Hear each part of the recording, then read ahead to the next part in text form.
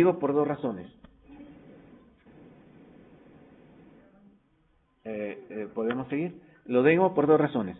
Porque algo que no está muy claro en los revolucionistas es el papel que juegan los grandes actores, me refiero a los grandes empresarios o gerentes, el gobierno, en algunos países todavía los sindicatos, ¿sí?, en esta conformación de modelos productivos, ¿sí?, sino que pareciera que los modelos productivos son estructuras con dimensiones como las mencionadas y luego características específicas para cada uno de los otros que señalé, que no vale en este momento especificarlas. Pueden ver el libro de Boyer y Freycinet.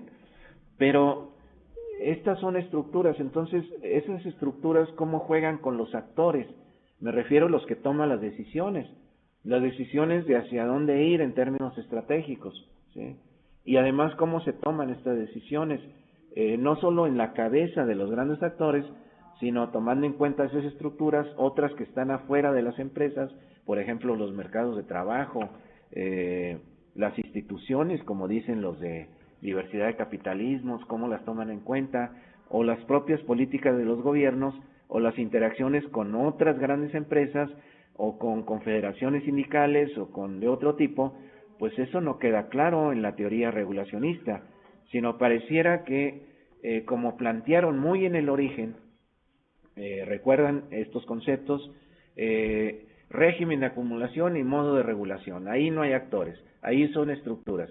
Estas estructuras se acoplan o se desacoplan, de tal manera que los desacoplamientos entre ellas pues causa tensiones entre dos estructuras, y un planteamiento muy de corte estructuralista sería: si el modo de regulación ya no corresponde con el régimen de acumulación, pues entonces se abre todo un periodo de reestructuración del régimen de acumulación, provocado, ¿por qué? Pues por un desacoplamiento de estructuras.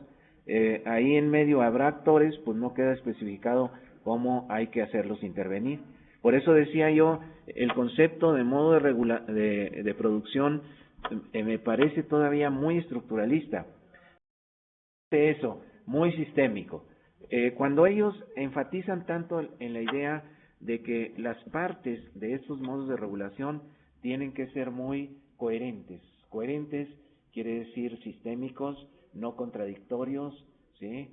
Un sistema coherente es un sistema donde cada una de las partes, por ejemplo, la parte que corresponda a relación salarial con la parte de organización productiva, en un modelo productivo, tienen que acoplar muy bien, en el sentido de alguna teoría de sistemas o incluso funcionalista, en donde la organización contribuye a la integración del todo del modelo productivo de manera coherente, de manera funcional, ¿sí? Que esto está muy metido en la cultura teórica francesa, no solamente en la regulacionista, es decir, el pensar en modelos no solo productivos sino sociales demasiado coherentes.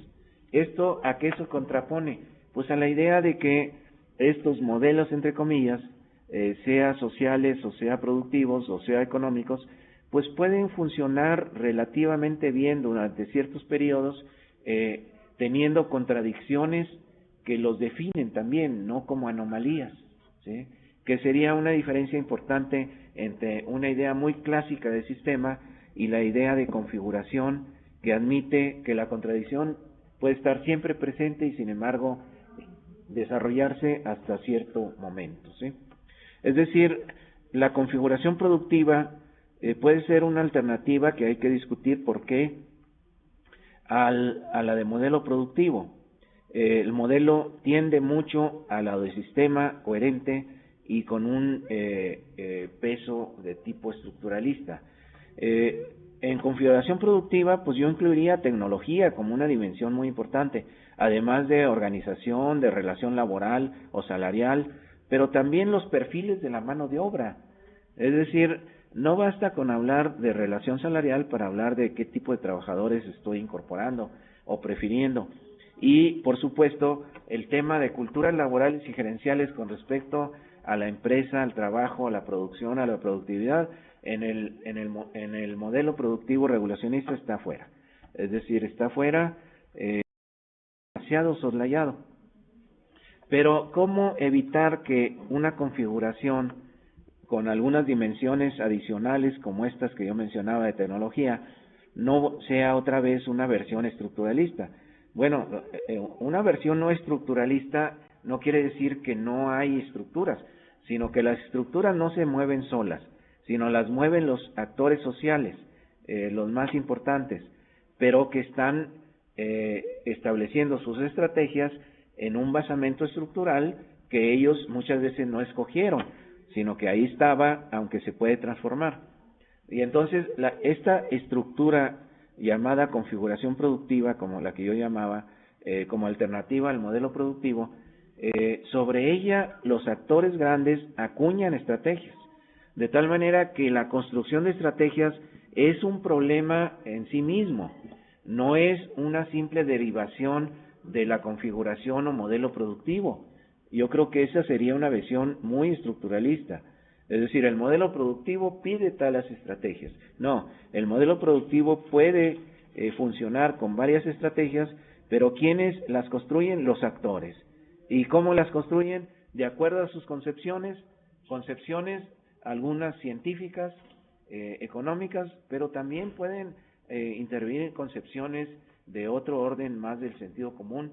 ¿Por qué? Porque no hay ciencia completa de la producción o de las estrategias, ¿sí? También influyen estructuras externas, por ejemplo, del mercado de trabajo, o bien instituciones como una ley laboral, ¿sí? O cómo está el sindicalismo a nivel nacional o regional.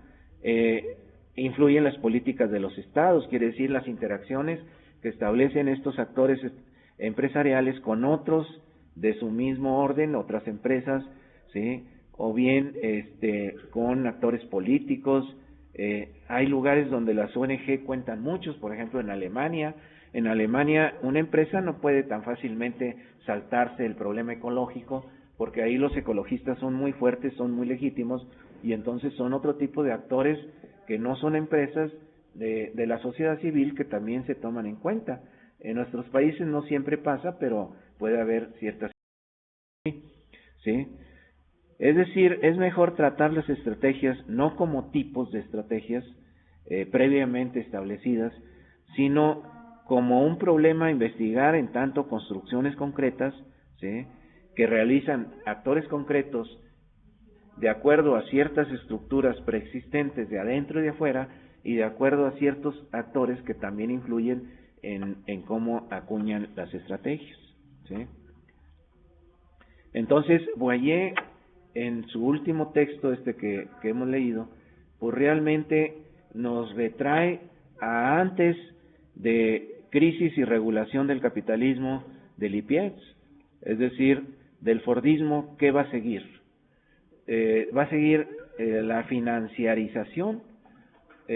¿O qué va a seguir? Pues no hay ninguna respuesta, lo que hay son críticas a que esto pueda ser el camino, ¿sí? ¿Cuáles son algunos supuestos subyacentes? ¿Por qué? Porque Boyer se adhiere a la ahora gran corriente de diversidad de capitalismo. Digamos, es socio de Stricker, socio de Crouch, socio de Regini, de Biaggi, etcétera.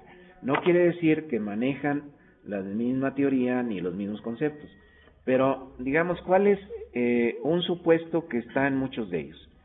Bueno, el supuesto de que puede haber modelos productivos y modelos económicos, no solo productivos, más amables con lo que Gramsci llamaba las clases de abajo, las clases subalternas, ¿sí? Y que estos modelos amables pueden ser igual o más eficientes que el neoliberal crudo, ¿sí? Es decir, el de la libre competencia, el de el actor racional que individualmente hace sus cálculos y que establece una lucha de todos contra todos por ser exitoso en cada mercado, ¿sí?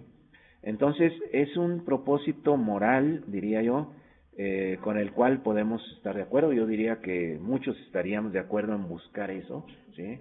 Pero que ha tenido muchos avances y retrocesos. Es decir, ahorita ya en Boyer ni siquiera queda claro si puede haber posfordismo o qué características tendría esto, ¿sí? Pero en que se sobrepone Pues la idea de que hay muchos neoliberalismos realmente existentes, una diversidad de capitalismos neoliberales, por decirlo así, y que las instituciones cuentan mucho, que no puede haber una convergencia hacia un modelo neoliberal más o menos puro, sino que las instituciones le imponen muchas modalidades al neoliberalismo en el mundo y que esas modalidades pueden incluir concesiones a los de abajo en términos de condiciones de trabajo, de seguridad social y de capacidad de negociación, como vamos a ver en el capítulo referido al nuevo corporativismo. Es decir, hay un repunte nuevo, me refiero de hace 6, 7 años, de las teorías sobre corporativismo, ¿sí? Corporativismo dentro del neoliberalismo, ¿sí? Que esa es la bibliografía que está al final del seminario. Es decir, no es la bibliografía vieja, la de Schmitter, sino es la idea de diversidad de capitalismos, no es el fin del corporativismo, sino es la diversidad de corporativismos. Es un planteamiento muy interesante, pero sin entrar ahora en esas profundidades, pues diversidad de corporativismos implica que no se llega al individualismo extremo, en donde cada actor racional actúa individualmente haciendo sus cálculos, sino que la gente se sigue agrupando, defendiendo intereses, y que esos agrupamientos todavía logran negociar con empresas y con gobiernos neoliberales. Es un planteamiento nuevo, si se fijan ustedes. ¿Por qué? Porque en los 90 muchos pensaron que el neoliberalismo no podía permitir la existencia del corporativismo, ¿sí? Y no me estoy refiriendo a los gobiernos como en Argentina, donde hay otro tipo de gobierno, no simpatizante con los neoliberales, sino estoy hablando de Inglaterra, de Francia, de España, es decir, gobiernos más claramente neoliberales que, según la investigación de esta corriente de diversidad de capitalismos, no ha anulado totalmente los pactos, ¿sí? Aunque no hay pactos tan abarcantes como en el pasado. Eso vamos a tener que profundizar, pero es una observación empírica muy importante de esta corriente, ¿sí? Entonces, ahí viene el problema de si en estas críticas a lo financiero, críticas al modelo crudo neoliberal, ¿sí? No hay, como decía Regini, ¿se acuerdan ustedes? Un supuesto de que puede haber otra convergencia, no la convergencia neoliberal y flexible extrema y hacia el individualismo extremo, sino una convergencia hacia ya no posfordismo, pero lo que los regulacionistas llamaban posfordismo era una flexibilidad negociada, amable con los sindicatos, ¿se acuerdan ustedes? Esa era parte del planteamiento posfordista. El planteamiento posfordista no era de frente a la flexibilidad, la rigidez, no, era una flexibilidad negociada con los sindicatos, ¿sí? Con beneficios mutuos, ¿sí? Que no anula la representación colectiva por parte de los de abajo, ¿sí? Eso ya no se usa el concepto, pero yo creo que está en el fondo, yo diría como un propósito de tipo ético, y en la investigación científica la ética sin duda también juega un papel. Es decir, busquemos modelos más amables, ¿sí? Y tratemos de demostrar que estos pueden ser no solamente amables, sino también eficientes económicamente. Ese es uno de los retos principales de los que hablan de diversidad de capitalismo. No solo están tratando de mostrarnos que hay diversidad, sino que en esa diversidad algunas de las eficiencias que muestran la diversidad se deben a que todavía hay negociaciones colectivas o con actores colectivos. Planteamiento fuerte y muy antineoclásico en términos de teoría económica, ¿sí? Entonces, el tema es muy importante, yo diría fundamental. Bueno, ustedes observarán que varios de los autores que leyeron, ¿sí? Resultan muy críticos. Dossi es uno que no hemos mencionado. Acuérdense, Dossi es uno de los gurús de la teoría, ¿sí? La teoría neoschumpeteriana pues es uno de los grandes actores en estas teorías de la reestructuración, ¿sí? Freeman, Dossi, Carlota Pérez, pues grandes fundadores, ¿sí? Entonces no es cualquier investigador. Entonces él, Boyer con toda claridad también, se muestra muy cauto acerca del concepto de economía del conocimiento, ¿sí? Entonces, sobre esto yo quisiera decir todavía algunas palabras, aunque me salto un poco de tema, ¿sí? Es decir, vamos hacia un modelo productivo, lo quiero asimilar así, basado en la economía del conocimiento, sería diferente a lo de financiero, aunque lo financiero también está conectado con las TICs, con las tecnologías de información y comunicación, ¿sí? Digamos, al poner a las bolsas en tiempo real conectadas, pero no se reduce a eso. Es decir, una economía del conocimiento pues también remite a la parte productiva, ¿sí? No solamente a la parte financiera. Entonces el planteamiento de economía del conocimiento es más amplio que el planteamiento de vamos hacia una financiarización, ¿sí? Aunque no choca totalmente con esto. Entonces ahí también tenemos que ser cautos, ¿sí? Es decir, esto se ha vuelto popular sobre todo a partir del año 2000 como un supuesto paso adelante en las conceptualizaciones, ¿sí? Por ejemplo, ya el posfordismo no se incorpora a lo de economía del conocimiento, es otro planteamiento diferente, ¿sí? Entonces, digamos algunas palabras sin ánimo de agotarlo porque más bien estoy tratando de plantear problemas. Entonces se dice que es una economía, se tiende hacia una economía basado en el conocimiento, ¿sí? Los conocimientos, muchos lo han dicho, pueden ser científicos o pueden ser tácitos, ¿sí? Que importan los dos, ¿sí? Aprendizaje tecnológico utiliza estos conceptos, ¿sí? Pero sin duda que hay un énfasis en conocimiento entendido como ciencia aplicada a la producción, o que va a servir para producir nuevos bienes y servicios, ¿sí? Entonces, este era el concepto clásico que lo redondearon muy bien los neoschumpeterianos de tecnología. ¿Se acuerdan ustedes? Tecnología no eran las máquinas duras, sino tecnología para los neoschumpeterianos era el conocimiento o la ciencia que sirve para producir máquinas o producir nuevos productos, ¿sí? Entonces la tecnología era sobre todo conocimiento para la producción, ¿sí?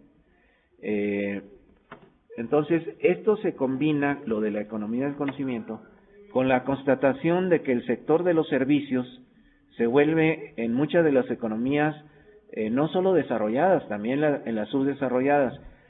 Muchas de nuestras economías, yo diría todas las de América Latina, en el Producto Interno Bruto, el sector servicios ocupa más cantidad o más espacio que el sector manufacturero, ¿sí? Entonces, la idea de que los servicios crecen desde los años 50, 60 en el mundo, en muchas economías rebasan a la industria, no solo a la manufactura, ¿sí? Y entonces que los servicios utilizan las TICs, y que en las TIC está el problema de la incorporación de conocimiento en parte tecnológico, ¿sí? Entonces, está a veces combinado la idea de economía basada en el conocimiento y economía que se dirige hacia la producción de servicios, ¿sí? Que no generan productos materiales. Ese puede ser un complemento interesante. No generan productos materiales, pues por ejemplo, en la educación convencional, en el cuidado de ancianos, en el cuidado de enfermos en los hospitales. Este va a ser nuestro gran tema de la próxima sesión. ¿Por qué? Porque aquí les hago un pequeño paréntesis. Es decir, ya no vamos a repetir lo de modelos productivos en algunas ramas. Yo ya se lo sinteticé, la bibliografía está a la mano, por ejemplo, en la automotriz. No, sino vamos a un sector todavía más problemático que son los servicios. Es decir, cómo asimilar el concepto de modelo productivo o bien de configuración productiva, pero al sector servicios. ¿Y qué implica el sector servicios? del sector de la producción material, ¿sí? Pues tenemos que desglosarlo con mucha finura. ¿Por qué? Porque efectivamente el sector servicios es cada vez más importante en las economías del mundo, ¿sí? Entonces dice Boyer, nada más rescato unas cuantas frases. Dice, el cambio tecnológico para nada se reduce a la aplicación de las TIC, tecnologías de información y comunicación. Y esto es evidente, totalmente evidente. Es decir, el cambio tecnológico pues implica formas de utilización de las TIC en la comunicación en muchos niveles, dentro de los procesos productivos, el conectarse secciones o máquinas con otras a través de las TICs, o bien entre plantas en tiempo real, o con los proveedores o los consumidores, etcétera, etcétera. Esto nadie lo puede ignorar. Pero sin duda que también hay innovaciones tecnológicas a veces muy importantes dentro del propio funcionamiento de las máquinas, ¿sí? Por ejemplo, el cambio que está habiendo en la industria automotriz de los motores hacia motores combinado eléctrico de combustión interna. Ese es un cambio que no se reduce al uso de las TICs, ¿sí? ¿Sí? Las TICs sirvieron para eso, sí, y sirven para vender esos autos, sí, y sirven para comunicar máquinas en los procesos productivos, para producirlos, sí, pero hay una tecnología propia del motor que no queda asimilada a la tecnología de TIC. O sea, la tecnología de TIC no es una tecnología de fabricación de motor de manera directa, ¿sí? Y así podemos ver para muchísimos sectores, ¿sí? Boyer esgrime cifras también que a veces los entusiastas de las TICs y los estudiantes de la economía del conocimiento pues se lo saltan olímpicamente. Dice, las cifras internacionales muestran que el impacto de las TIC en el crecimiento económico es todavía modesto. Es una afirmación fuerte.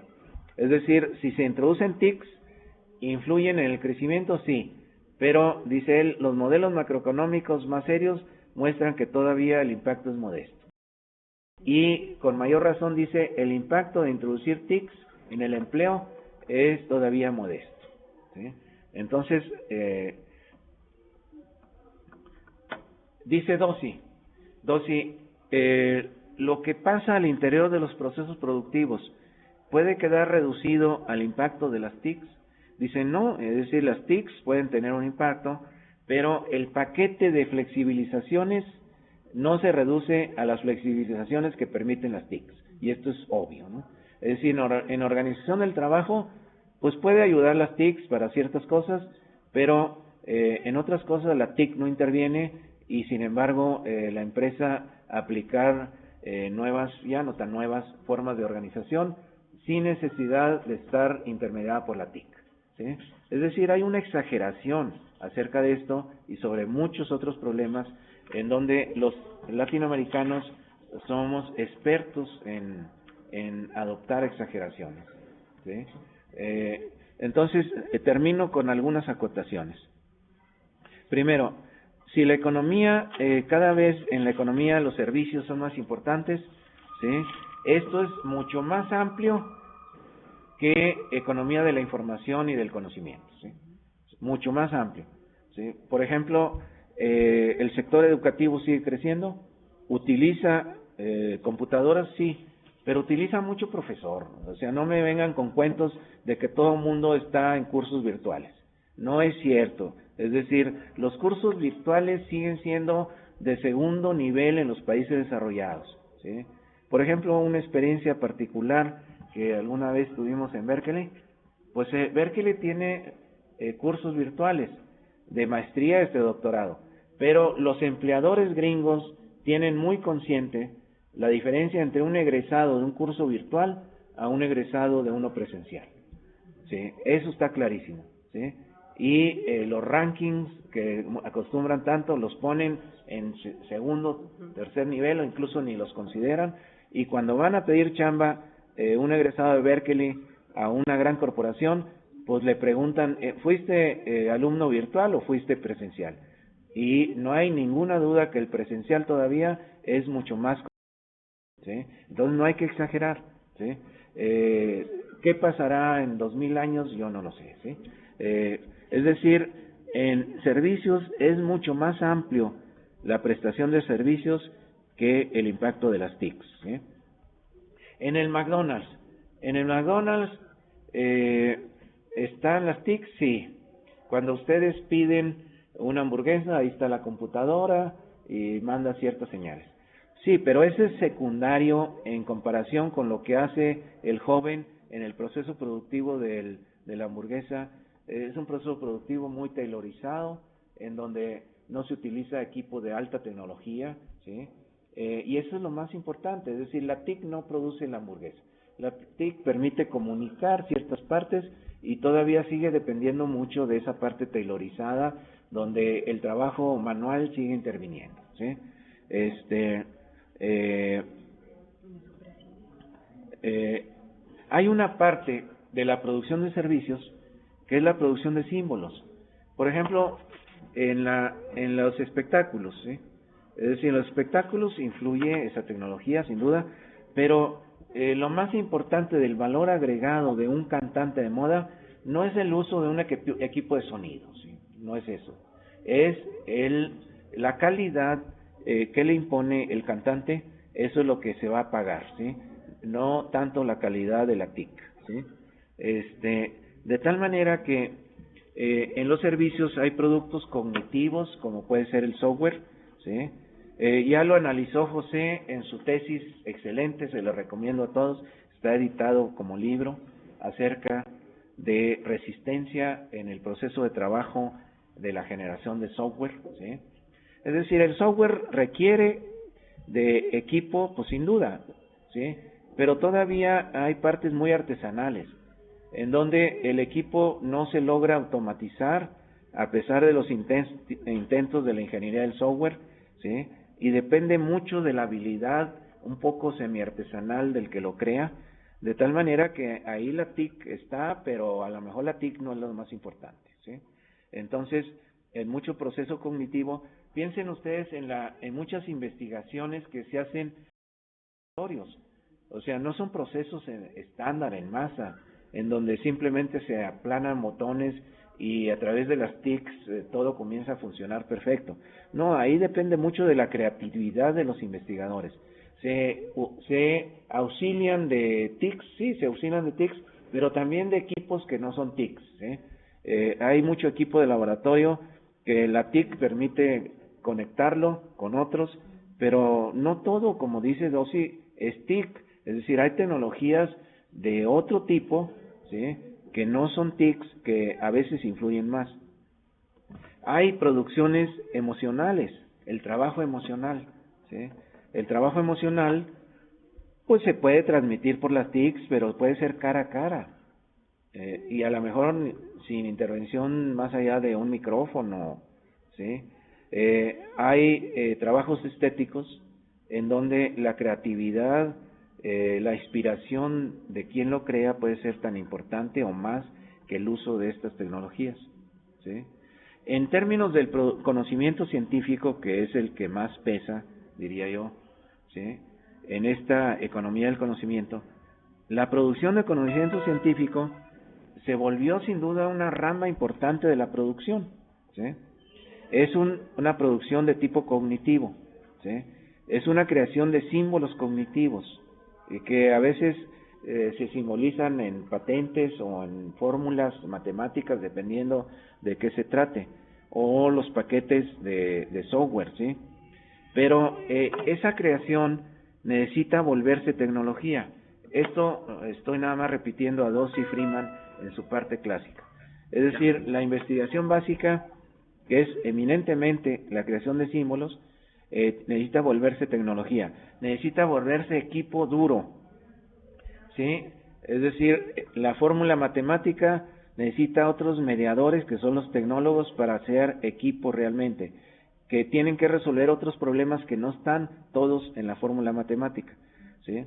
Y estos tecnólogos no son tampoco los que operan las plantas productivas, de tal manera que cuando ese conocimiento acumulado, primero como símbolos, después como equipo o método a la planta productiva, no necesariamente quien opera la planta productiva tiene que tener todo el acervo de conocimiento que se inició desde el laboratorio científico. Y eso es lo que no entienden algunos que hablan de la economía del conocimiento.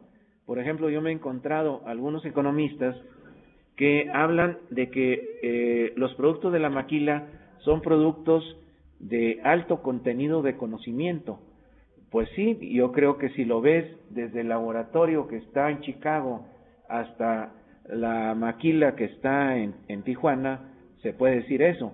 Pero es un sarcasmo decir que los pobres trabajadores de la maquila de Tijuana son trabajadores de la economía del conocimiento, porque tienen muy poco conocimiento de cuál es el fundamento de los chips que están simplemente ensartando, ¿sí?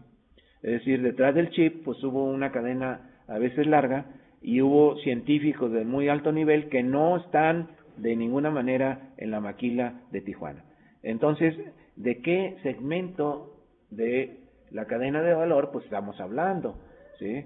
De tal manera que ustedes van a ver clasificaciones muy libres que dicen si son equipo eléctrico, electrónico, autopartes ya son de alto contenido de conocimiento y por lo tanto la maquila es de alto contenido de conocimiento. Es una barbaridad, ¿no? Es una barbaridad. ¿Por qué? Porque el chip no se produjo aquí.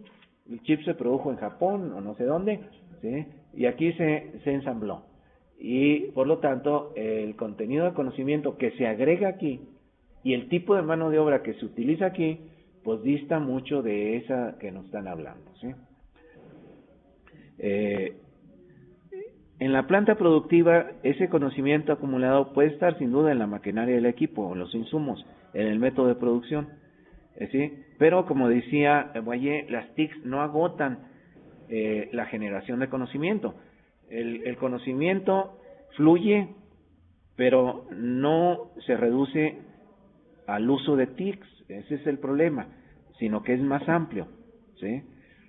En la manufactura se sigue produciendo con objetos materiales, no se produce con pura información. O sea, en la manufactura necesitan máquinas duras, ¿sí? Es importante la comunicación entre ellas y proveedores, pues sin duda, pero si no tienen máquinas no se produce nada. A partir de la sola información no producen nada en la manufactura. De la información se puede producir otra información, sí, pero estamos hablando de otra rama, no de la manufactura. Entonces hay que diferenciar entre producción propiamente de conocimientos, como puede ser investigación, sin negar que en todo proceso productivo algo de conocimiento tácito se puede añadir, eso no lo estoy negando. Pero lo más importante del conocimiento que se maneja en la gran producción capitalista es conocimiento científico, no nos engañamos, no es conocimiento tácito, ¿sí? Eso pasaba allá en la Revolución Industrial, donde ni siquiera las máquinas se producían con conocimiento científico, eso todo el mundo lo sabe. Es decir, las máquinas no las hacían los ingenieros con fórmulas matemáticas primero, no, lo hacían de prueba y error artesanos para ver qué pistón era el más conveniente, nomás por pura prueba y error. Ya después, desde mediados del siglo XIX, comenzó a juntarse el conocimiento científico con la tecnología de producción. Entonces, hay que diferenciar producción propiamente de conocimientos, sobre todo científicos, que se constituye una rama particular con un tipo particular de trabajador, que es sobre todo el científico, ¿sí? Sus ayudantes, etcétera. Esa es otra cosa muy diferente a la maquila. En la maquila, en la línea no hay científicos, me perdonan, ¿sí? Eso está en los laboratorios de investigación de cómo hacer nuevos chips, ¿sí? Entonces, hay que diferenciar de su aplicación en la producción material, ¿sí? En la operación, el operario no tiene que conocer a fondo el funcionamiento científico del conocimiento en el que se basan las máquinas. No lo tiene que conocer, ¿sí? No tiene que ser un científico. Para conocer el fundamento profundo de cómo se generó esa máquina de último nivel tecnológico, hay que ser científico, ¿sí? O sea, ustedes pueden manejar autos de última generación sin ser científicos. Y muy bien, los corredores de los grandes autos, puede ser la última generación tecnológica del auto y saber muy poquito del fundamento científico de la maquinaria, ¿sí? Muy poquito, un corredor no puede crear un nuevo motor, no está capacitado para eso, ¿sí? De tal manera que no son estrictas las frases. Producción basada en el conocimiento. Toda producción está basada en conocimiento, ¿sí? Entonces, ¿qué se quiere decir con esto? Por ejemplo, en la maquila. En la maquila, lo que se hace propiamente en la maquila está basada en el conocimiento de los que trabajan en la maquila, pues en un conocimiento muy raquítico, ¿sí? Que es muy diferente a lo que viene incorporado en la cadena de valor. Entonces, eso mueve a mucha confusión. Y entonces ponemos a la producción de la maquila como el hito, el nivel más alto de lo que se puede hacer en la producción capitalista. Pues no es cierto. ¿Por qué? Porque si hay mucho ensamble ahí, pues ese es de los niveles más bajos, ¿verdad? No de los niveles más altos. Aunque el producto pues tenga mucho valor agregado de antes, no en la maquila, ¿sí? Entonces, producción basada en el conocimiento, pues hay que explorar más qué se quiere decir con esto. Y también esto, que la productividad solo se puede basar en la intensidad de conocimiento. Eso es falso. Es decir, la productividad todavía, dependiendo ahora sí de la diversidad de capitalismos, puede basarse en la más alta tecnología o puede basarse en una tecnología intermedia como en la maquila, ¿sí? Y en mano de obra no muy calificada como en la maquila, dependiendo de las condiciones de esa diversidad de capitalismo. Es decir, la maquila ha sido exitosa en el mercado mundial, sin duda, ¿sí? Ahí se aplican, no digo lo que viene en la cadena, sino ahí aplican mucho conocimiento, no es cierto. Aplican poco conocimiento, ¿sí? Tanto los ingenieros como los trabajadores. Está basado en qué, no en la intensidad de conocimiento, está basado en la mano de obra barata, así tan tajante como eso, y creo que lo hemos demostrado empíricamente. Entonces, en el mundo tan diverso, hay capitalismos que están muy basados en la alta tecnología, con mano de obra muy especializada, pero ustedes van bajando del norte hacia el sur y la diversidad puede ser muy grande, ¿sí?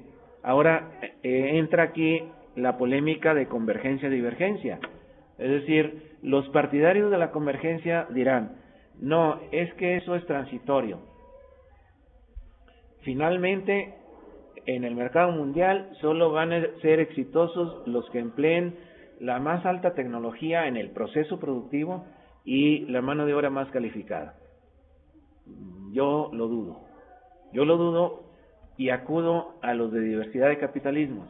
Mientras en México tengan el tipo de sindicato y las culturas gerenciales que hay, que es pensar que a los trabajadores hay que pagarles poco y hay que tener contratos de una página si bien les va, eso puede no cambiar, ¿sí? No hay una necesidad de que cambie. Es decir, si la maquila es exitosa, ¿por qué voy a cambiar? Es decir, nada más por ser muy favorable a la alta tecnología, voy a poner robots en la maquila en lugar de trabajadores poco calificados, pues no los pongo. No los pongo porque no me veo presionado por otro tipo de actores, pues para mejorar mi tecnología, ¿sí? Es decir, sigo utilizando trabajadores o procesos intensivos en mano de obra. Y en el contexto del capitalismo mundial, creo que se puede demostrar que han resultado exitosos dependiendo de la diversidad en cada país, los que se basan en la más alta tecnología y el conocimiento, y los que se basan en conocimientos muy mediocres y tecnologías también muy mediocres, ¿sí? Dependiendo del contexto institucional y de cómo se la jueguen los actores, ¿sí?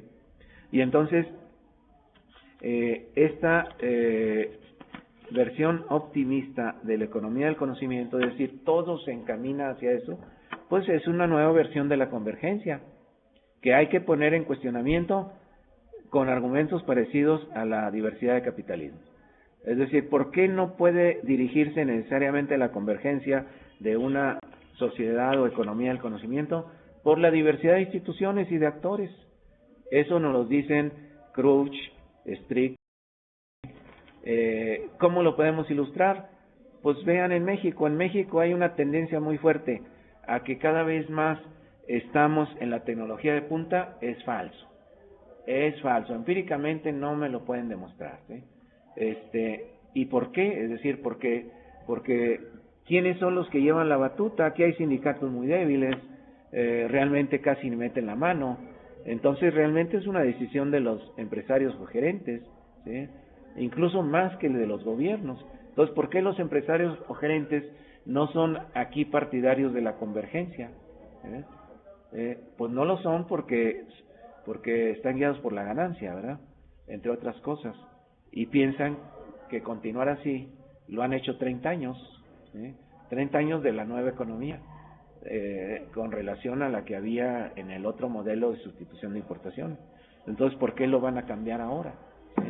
Cuando una empresa que sí hizo ese cambio, Teléfonos de México, resultó exitosa, su líder sindical trató de vender el modelo, una especie de modelo posfordista, es decir, flexibilidad con negociación, beneficios mutuos, al resto de los empresarios y a los gobiernos. ¿Y qué encontró? Encontró una barrera que no ha logrado transponer durante 20 años. Es decir, el modelo Telefonistas Hernández Juárez no fue adoptado por el empresariado mexicano, así de secos, ¿sí? ¿Sí? Bueno, la pregunta es ¿por qué no? Ahí había un modelo vivo, eficiente, ¿sí? Con ganancias para todo el mundo, pues ¿por qué no ir por ese camino? ¿Eh? Entonces son buenas preguntas. ¿Por qué? Porque el tiempo no ha sido corto. Estamos hablando en México de reestructuraciones productivas que vienen de los 80.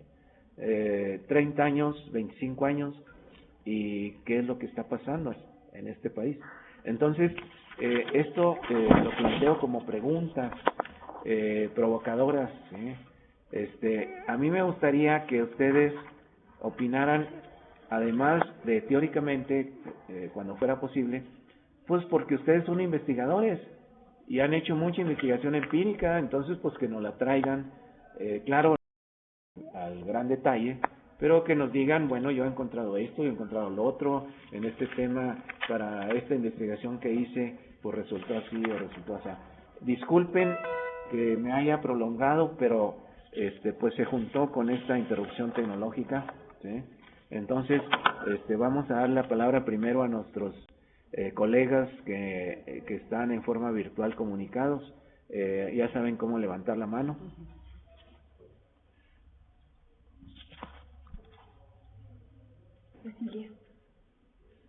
Tú la das, ¿verdad?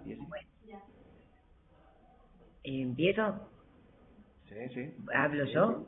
Ah, bueno. Sí. Bueno, quería primero saludar a todos, decir que fue muy productiva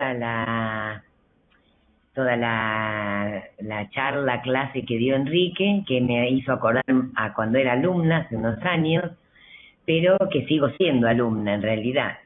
Que es un aprendizaje que me resulta muy productivo.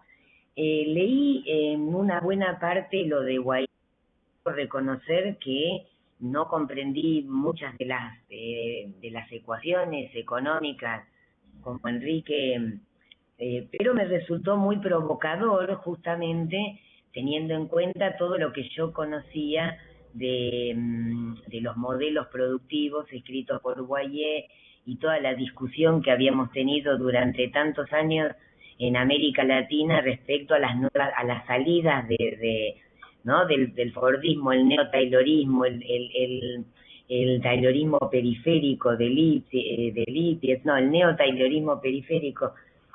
Pero una cosa que me resultó muy interesante, como para no hacerlo, porque son muchas cosas, ¿no?, que pensé.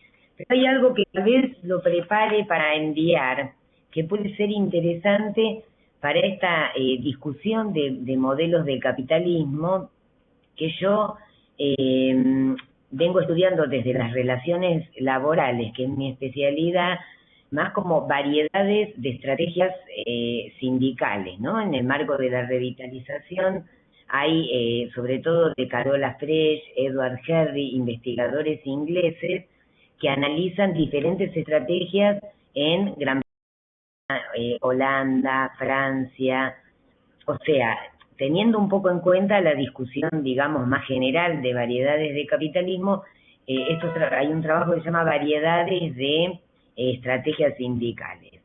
Después también estuvo la semana pasada en la Argentina un grupo de economistas heterodoxos que se denominan post-keynesianos, que yo desconocía su existencia, ¿no? Entonces busqué justamente a partir de lo de Boyer. ¿Por qué traigo esto, no? Para ser un poco más ordenada. Boyer, en una de las partes en la introducción, él discute justamente cuál será el papel que tendrá el Banco Central en este modelo de financiarización. O sea, la traducción exacta es modelo dirigido o régimen dirigido por las finanzas, ¿no? Que como decía Enrique, bueno, es una variedad de neoliberalismo. Hay una parte que sí me resulta que sería muy interesante discutir. Él lo que dice es, les leo, ¿no? Dice, se hace especial énfasis en la introducción, se hace especial énfasis en el nuevo papel del Banco Central en el contexto de una economía plenamente financializada y potencialmente inestable. Entonces, me resultó interesante justamente porque en la Argentina se acaba de aprobar una carta orgánica que modifica el papel del Banco Central y que lo retrotrae a funciones previas al neoliberalismo de los 80-90, ¿no? Que serían como las funciones históricas del Banco Central. Yo hice un pequeño resumen, que no sé si leerlo o tal vez se los podría como armar en Power y lo podría enviar, ¿no? Porque no llegué a armar el Power, pero sí me pareció interesante, digamos, la modificación de la técnica del Banco Central y la opinión de estos economistas heterodoxos que vinieron invitados por la Universidad de Quilmes, que no es la Universidad de Buenos Aires, donde estoy yo.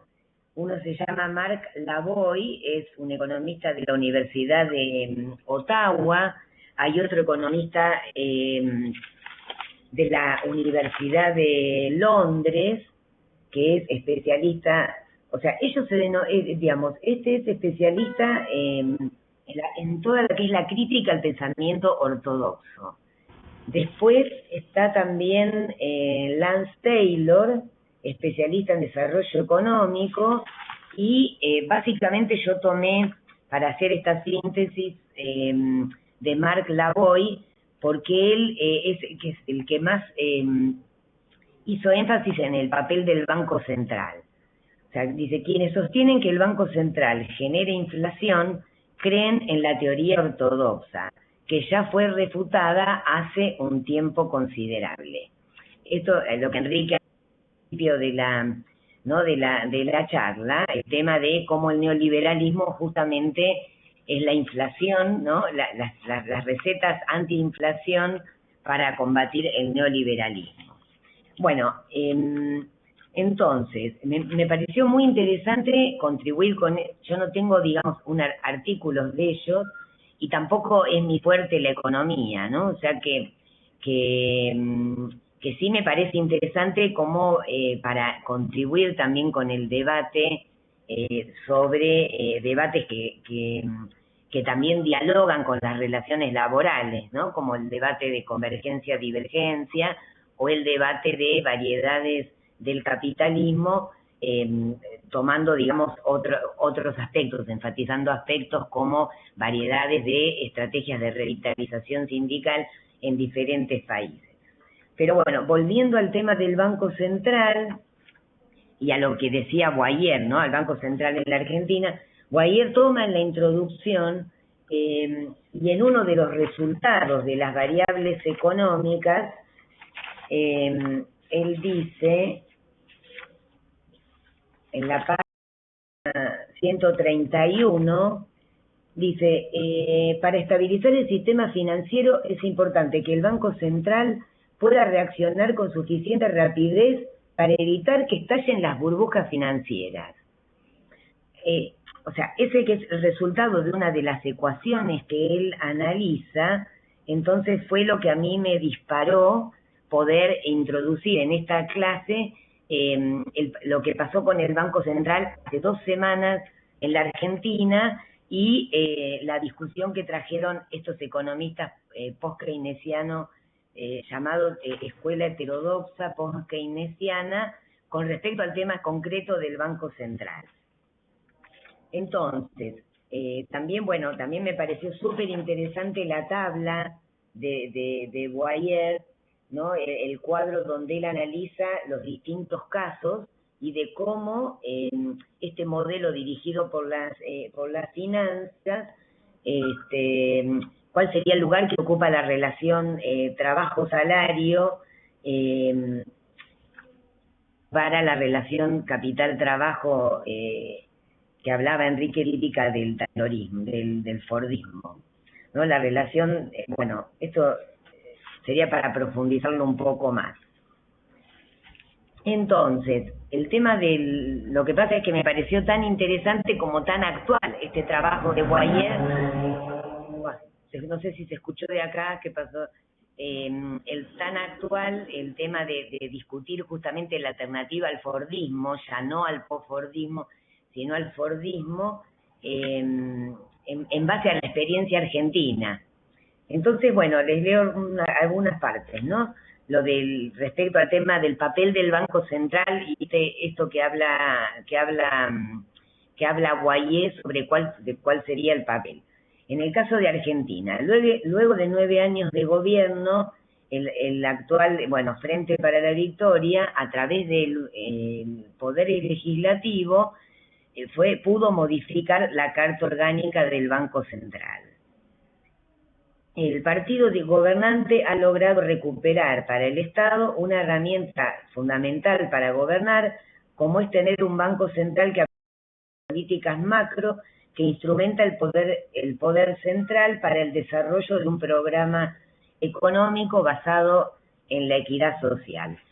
Un aspecto muy interesante también que me resultó de esta experiencia es que si uno entra en el Banco Central, hay una antesala donde se puede leer en la parte superior de la pared, es misión primaria y fundamental del banco preservar el valor de la moneda. Sin embargo, actualmente se ha modificado esa inscripción que está corregida como para incorporar el siguiente texto: el desarrollo económico con equidad social, el empleo y la estabilidad financiera, ¿no? Que este cambio de denominación muestra como un cambio de comportamiento que va en sintonía con cambios en otros aspectos y dimensiones. Sin que esto no signifique que la Argentina estamos también en no problema de crecimiento, sino de cierto problema financiero, donde el Estado justamente está, no recortando, pero sí reviendo ciertos subsidios que se estaban dando en forma tal vez muy generalizada y sin tener ciertos cuidados. Entonces, la semana pasada se realizó un seminario promovido por la Universidad de Quilmes de economistas heterodoxos, y el canadiense Marc Lebois de la Universidad de Ottawa sostiene que el diseño de una banca que carecía de instrumentos para hacer frente a una crisis es una cuestión ideológica, ya que la idea es evitar que los bancos centrales no pudieran financiar el gasto del gobierno para que esa emisión no generase inflación. Eso quiere decir que desde la óptica de estos economistas, el Banco Central tiene una función de apoyo, que no es solamente que es apoyar, la política del gobierno. Entonces ellos tienen que salir fracasó y que quienes siguen sosteniendo esa consigna creen en la teoría ortodoxa neoliberal refutada hace tiempo. El gobierno debe coordinar sus políticas con la banca central y el financiamiento al tesoro no impacta sobre la inflación. En Canadá, por ejemplo, no hay límite a la capacidad del Banco Central para financiar el tesoro. Es necesario que el Banco Central persiga objetivos múltiples, uno de ellos la inflación, pero también el nivel de empleo y la estabilidad financiera. La crisis global internacional demostró que la independencia de los bancos centrales es una mera ilusión. Bueno, eso sería como que después hay en este también, digamos, una pequeña entrevista que se le hace a este economista preguntándole respecto al tema de la reforma en la Argentina. Es una reforma a la Carta Orgánica del Banco Central que en realidad lo que hace es devolver ciertos mandatos existentes de creación en el año 1935, que es el año, bueno, que se conoce como la década infame, donde digamos, a partir de la crisis del 30, se crean como algunos institutos de protección. Bueno, entonces estas funciones, dice, concuerdan con las metas que persiguen otros países, Canadá, Brasil, Sudáfrica, Turquía y Vietnam, y en materia de orientación y regulación de créditos, los cambios de esta Carta Orgánica recientemente aprobada del Banco Central dotarán al banco de herramientas similares a las que poseen otros países, como la India, México, Perú, Ecuador y Colombia. El Banco Central, en el caso de Brasil, tiene la capacidad para ejercer el control del crédito sobre todas sus formas. Bueno, de todas maneras, habría que ver, porque tampoco es... O sea, yo conozco cómo funciona en cada uno de los países, pero sí me pareció interesante incorporarlo este debate a partir de la propuesta de Guayer. Muy bien, gracias. Acaba de dar una idea muy interesante, Cecilia. Si ustedes consideran que algún artículo que se pueda enviar electrónico, por supuesto, pudiéramos incorporarlo como bibliografía complementaria, por ejemplo, el primero que tú mencionabas, Cecilia, ¿sí? Lo podemos sin ningún problema subir a la página donde está el programa, ¿sí? ¿Sí sería posible ese artículo, Cecilia? Sí. Bueno, a ver, ¿alguien más quisiera participar?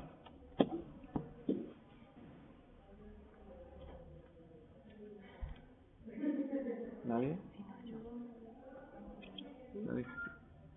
¿Sí? ¿No? Bueno, a ver, Marcela. Bueno, a mí realmente me pareció muy interesante todos los problemas que plantea Enrique en la de lectura, y bueno, yo solamente quisiera hacer dos comentarios. Uno referente a lo interesante que resulta la teoría de diversidad de capitales. Sin embargo, bueno, cuando lo veamos en el tema de empresas y empresarios, haré una profundización más amplia. Sin embargo, a mí me salta una pregunta, Enrique. Si esta diversidad de capitales finalmente también de capitalismo, no lleva a una convergencia. Esto lo digo por su adhesión a los institucionalistas, donde finalmente las instituciones tenderían a una eficiencia a través de las complementariedades que se darían, y estas complementariedades llevarían a que todas las instituciones en sus diversidades tendieran hacia la eficiencia, tal vez de una manera más amable, como tú dices, ¿no? Entonces, ¿qué peligros hay al que de repente también nosotros nos adhiramos a una corriente como es esta diversidad de capitalismos, donde finalmente se podría ver un funcionalismo, yo diría un estructural funcionalismo, estructura de alguna manera funcional a que estas instituciones al final converjan en un tipo de capitalismo, a lo mejor más amable, pero finalmente convergencia, ¿no? Entonces, ese es un punto. Relacionada a este punto, diría yo que también es como si obviaran que en las relaciones como entre actores, como entre instituciones, pues también están los intereses de cada uno de estos actores, y que no necesariamente coinciden de todos en una mayor eficiencia. Y tú ponías el ejemplo hace un momento acerca de la maquila, pues si les funciona finalmente no tener TICs o no tener grandes tecnologías, no tendrían que tender finalmente a una eficiencia donde se diera mejor salario, donde se diera mejores condiciones de trabajo. Y esa diversidad de la que hablan ellos, con una tendencia hacia algo mucho más amable, pues tampoco se daría. Entonces, ¿cómo salvar esos puntos? Es atractiva, es interesante cuando tú la manejas en relación al neocorporativismo y toda esa nueva diversidad de corporatismos que hay, pero cómo salvar esos puntos que finalmente pareciera que nos llevarían hacia ver todo como una convergencia o sistémica, donde la idea es adaptación, equilibrio, complementariedades. Eso sería un punto, ¿no? Y otro punto que me pareció muy interesante, que tiene que ver con lo de Boyer y con las estrategias gerenciales y ese predominio que habla él sobre que la sociedad tendiente a un estado financiero, de la financialización, donde estaría muy pendiente los gerentes de la bolsa, suben o bajan las acciones, frente a una estrategia productiva. Y aquí de nuevo me pregunto yo, es cierto, si hay un impacto, y yo lo he visto en las empresas que he estado estudiando, por ejemplo CMS o Cooper Standard, donde el paso de una empresa a que el dueño se convierta en los accionistas de la bolsa, cómo impacta la relación productiva, donde el interés ya no se siente en ser más eficientes en investigación y desarrollo, sino cómo está jugando la bolsa y impacta, sin descuidar la estrategia productiva, ¿no? Y en Cemex también lo he visto, es decir, están pendientes en qué sucede con la bolsa, pero a su vez también están muy pendientes de hacer investigación y desarrollo, ¿no? Entonces, cómo jugar con esto, no caer en determinismos y cómo tomar con pinzas esto que nos dice Boyer, pero que también sí está entrando en juego en las estrategias empresariales y en el comportamiento que impacta directamente a la empresa. Entonces, cómo integrar esto sin caer en esos puntos, ¿no? Y entonces, y bueno, lo que también me parece muy esto que no lo dices claramente, pero que lo estás manejando y que llama los falsos problemas, ¿no? Y como es lo que tiene que ver con esta idea de la sociedad del conocimiento, o la economía del conocimiento, que nos lleva a planteamientos, a falsos problemas y que, pues, investigamos sobre esos falsos problemas sin tomar en cuenta que hay todas esas peculiaridades y que necesariamente, pues, no estamos, en ese momento en la mayoría de las sociedades, ¿no? Entonces, como que sean mis comentarios. Los que están a distancia, ¿quieren añadir algo? Todavía no acabamos, ¿eh? José. Adelante, José. ¿Me escuchan bien? Sí, bien. Sí. Sí, Un sí. comentario, una pequeña reflexión en términos de macroeconomía, yendo clases de y quiero hacer una reflexión, Enrique, de la financiación, de la economía mexicana. Y lo comparto de lo que hay una financiarización de la economía, pero es puria en tres sentidos. En tres sentidos, porque la financiación de la economía se contempla con tres variables: tasa de interés, tipo de cambio y oferta de dinero. Voy a hablar solamente de la oferta de dinero. La oferta de dinero en México, creo yo, la oferta real, genera en tres sectores que no tienen necesariamente con el sector manufacturero, es decir, petróleo, ingresos petroleros, ingresos de los migrantes, deuda externa y ligeramente y el sector manufacturero vemos que no tendrá un gran en la oferta real de dinero. En ese sentido, creo que ese es puro el proceso de financiación. Lo planteo porque lo que nos relaciona aquí con nuestro tema es el mercado y el mercado de trabajo, porque digamos se genera fluye la oferta real de dinero. El trabajo en México son básicamente tres: el mercado de trabajo gran uso exterior que dan ese trabajo alrededor de millones, pero con potencial de los hijos de los migrantes, que también es algunas remesas. También quiero plantear ese trabajo del mercado de trabajo que compite con el mercado formal, pues es el mercado de trabajo de economía informal, también donde se genera un flujo que escapa a esta ficción de economía, al menos como lo entienden los planteamientos. Es decir, que hay una financiarización de la economía espuria. En México no tendría ese efecto que plantea Boyer o otros que señalan del mercado de regulación para los mercados financieros. Creo que en México no está presente. Los indicadores de los movimientos los movimientos de los indignados en Europa o en América Latina y en México, pues escasamente no indicador todo concepto de financiación al menos en México pues no está presente. Es una pequeña reflexión. Sí, gracias, José. Los que están a distancia, ¿alguna otra opinión? Digo, no quiere decir que no le demos más vueltas, ¿no? Bueno, aquí los presentes quisieran hablar. Sí, Rolando. Hola, ¿qué tal a todos? Bueno, a mí una parte que me llamó mucho la atención de la exposición del doctor Enrique, y yo creo que tomando como referencia el proyecto de investigación doctoral que actualmente estoy desarrollando, es el relativo a los falsos problemas, ¿no? Falsos problemas que incluso luego se convierten en falsas banderas de desarrollo, sobre todo en nuestro país. Yo creo que uno de estos relativamente falsos problemas es el hecho de que en nuestro país estemos alcanzando en ciertos sectores lo que se denomina la vía alta del desarrollo, ¿no? Parte de esto tiene que ver con estas convergencias, ¿no? Pareciera ser que ahora lo importante es, a partir de la exposición que nos dijo el doctor Enrique, es transitar a una economía del conocimiento.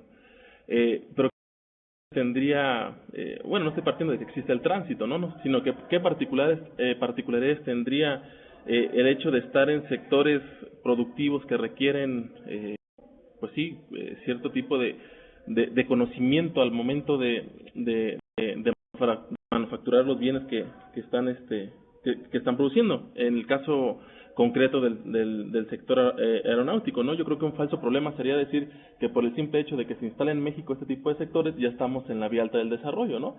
Cuando no nos hemos puesto a analizar cuáles son las implicaciones que tiene en el piso de la fábrica el hecho de que se instalen estas empresas. Y yo creo que aquí el problema incluso está en la teoría que nos permite explicarlo, ¿no? Es decir, generalmente la teoría en el caso específico de los modelos productivos que se aplican a la industria automotriz, pues no nos dan cuenta para estudiar, por ejemplo, el sector aeronáutico, ¿no? Un sector que si bien manufactura, lleva a cabo procesos productivos un poco similares o parecidos a la industria automotriz, pues las lógicas son completamente diferentes, porque el nivel tecnológico, el nivel de la aplicación de las tecnologías de la información y la computación, hasta qué punto están limitados, ¿no? Cuando lo importante ahí es en ocasiones más la habilidad del trabajador que el uso de un software, o de una máquina de control numérico. Digo, no se está diciendo que no se utilice, pero esas se utilizan en fases previas, ¿no? En fases relativas al diseño. Pero entonces aquí, con esta particularidad del sector aeronáutico, con esta particularidad de que prácticamente en algunos procesos productivos es muy evidente la ausencia de tecnología de la información y la comunicación, ¿qué alternativas tendríamos para poder explicar este tipo de modelos productivos, ¿no? Que no se acoplen a las teorías existentes y que yo creería ahí que incluso hay hasta como una especie de vacío, porque entonces si nos vamos a esta tipografía regulacionista, diríamos, no, pues es que ellos están dentro de la estrategia de calidad.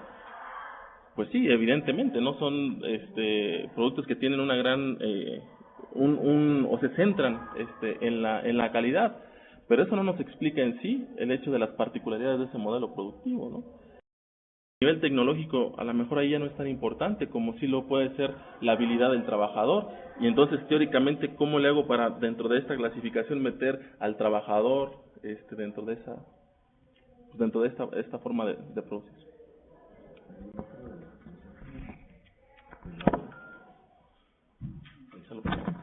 A ver, nomás tengan cuidado de no jalarle mucho, no se vaya a desconectar ahí. Sí, también tratándolo de vincular con mi tema de investigación, o sea, si la perspectiva de que el sector financiero o esta economía financiera es un elemento que pueda superar al Fordismo, yo reflexiono sobre la industria automotriz y la crisis que tiene, ¿no? O sea, ¿qué pasa con las tres grandes estadounidenses? O sea, tienen modelos de producción distintos a las europeas o distintos a las asiáticas, pero en el mercado se posicionaban muy bien, y se posicionaban muy bien porque había un sector financiero detrás, ¿no? Apoyándolos. Un sector financiero que describe a Cabo Y, que hay muchos autores que tratan muy inestable, o sea, este modelo de finanzas bastante inestable. Se viene un fuerte golpe en las finanzas a finales de 2008, ¿y qué sucede con los planes de reestructuración en las tres grandes norteamericanas? Bueno, simplemente lo que hacen es tener una salida financiera, ¿no? Pero el problema de la reestructuración productiva todavía no se alcanza a observar. O sea, el tránsito entre 2009, lo que sucede en 2009 en términos de ventas, y lo que sucede en 2010, o sea, relacionando con los costos, que tiene que ver con la forma de producción, no hay una modificación, pero observamos en términos de venta y regresan a los niveles de 2008, ¿no?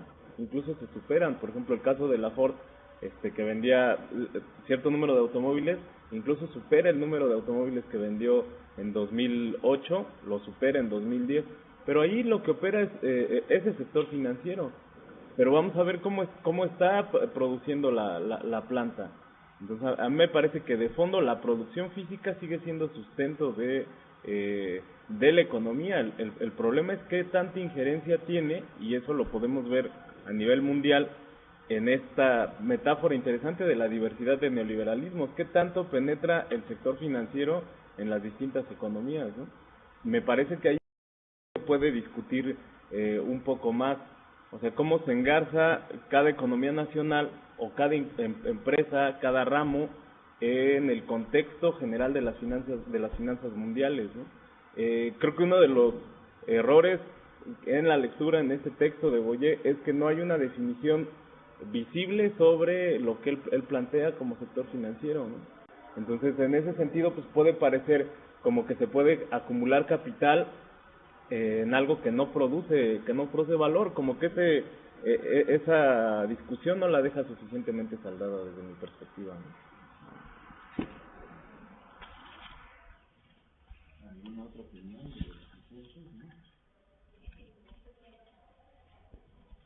Bueno, podríamos hacer algunos comentarios y luego darle otra vuelta, ¿sí? Mire, primero sobre el planteamiento de Marcela. Yo sí estoy convencido que muchos de los neoinstitucionalistas, y aunque no lo creamos, yo diría que en cierta manera los regulacionistas han sido absorbidos por los neoinstitucionalistas, ¿sí? Yo creo que ahora no lo puedo desarrollar o no habría tiempo, que el regulacionismo ya era un neoinstitucionalismo a su manera, ¿sí? Es decir, no la línea de Williamson, costo de transacción, era otra, ¿sí? De tal manera que cuando esto se desarrolló como neoinstitucionalismo, los regulacionistas fueron atraídos, ¿sí? Y son incorporados por los neoinstitucionalistas en sus publicaciones, esa es la realidad. O sea, no los ven tan alejados, lo cual no necesariamente es malo, sino más bien para ubicarlos, ¿sí? Y entonces, en la perspectiva neoinstitucionalista y también en la regulacionista original, yo creo que sí había una idea de convergencia. Eso ustedes lo notaron en el artículo de Regini, ¿sí? Donde dice: los institucionalistas también, aunque critican a los de la convergencia neoliberales, convergencia a lo neoliberal, a la flexibilidad extrema, al individualismo, en realidad los neoinstitucionalistas, ¿qué es lo que plantean? Puede haber un modelo, sea económico, sea igual o más eficiente que el neoliberal o el de flexibilidad salvaje, ¿sí? ¿Ese en qué consistiría? En términos muy generales. Un modelo primero de concertación. De concertación entre quién, pues sobre todo entre capital y trabajo, pero puede haber otros concertantes con el Estado, ONGs, etcétera. Ya lo veremos en los nuevos planteamientos de diversidad de corporativismos, ¿sí? Primero, concertación. Segundo, distribución. Es decir, un modelo que asegure eficiencia, productividad, ganancias, pero que distribuya hacia quién, pues hacia los de abajo, los obreros o empleados, ¿sí? Lo de la eficiencia es muy importante. Desde el postfordismo se aceptaba flexibilidad concertada, ¿se acuerdan ustedes?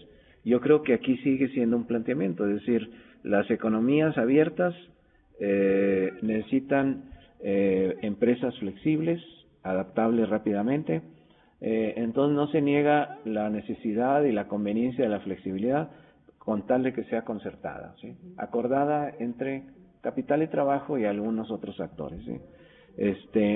Entonces, aquí hay una idea de cordialidad, modelo que lleva a una nueva pacto, una nueva cordialidad, ¿sí? Entre capital y trabajo, pero que además es sistémico, es decir, el capital obtiene ganancias, competitividad, productividad, es eficiente, lo logra sin conflictos, sino a través de la concertación, y los obreros obtienen ventajas de diferentes tipos, entre otros de tipo salarial, ¿sí?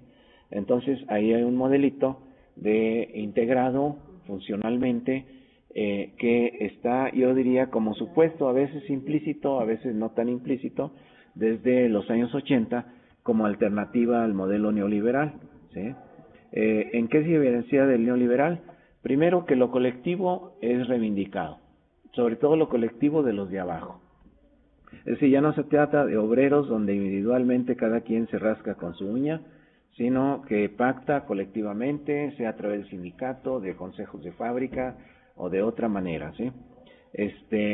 Entonces, actor individual que hace cálculos de costo-beneficio.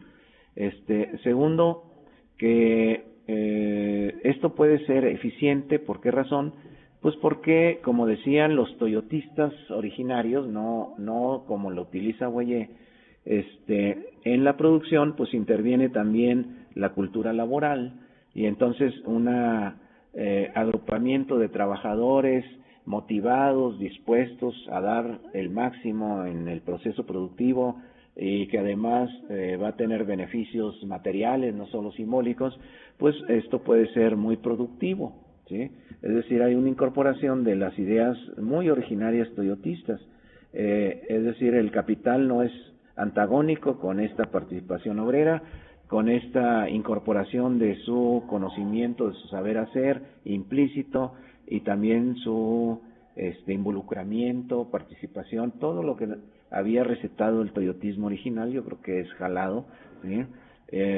Yo siempre he insistido que ese toyotismo en doctrina originaria no era tan asimilable al actor racional, ¿sí? De tipo neoclásico, pero ese es un tema aparte. Entonces yo creo que sí hay, digamos, un trasfondo, y a veces explícito, de convergencia hacia un modelo amable, con algunos rasgos como los que yo mencionaba, que pudiera ser competitivo, no solamente más humanitario o no tan desalmado, sino competitivo desde el punto de vista económico, capitalista, ¿sí? Entonces, bueno, eso hay que tomarlo en cuenta, es decir, que hay una disputa por la eficiencia, pero con formas más amables o más bruscas, ¿sí? Para hablar de las últimas como neoliberales. Acerca de la financiero, yo creo que el problema amplio lo introdujo José, es decir, Boyer está introduciendo lo financiero en un sentido demasiado restrictivo, ¿sí?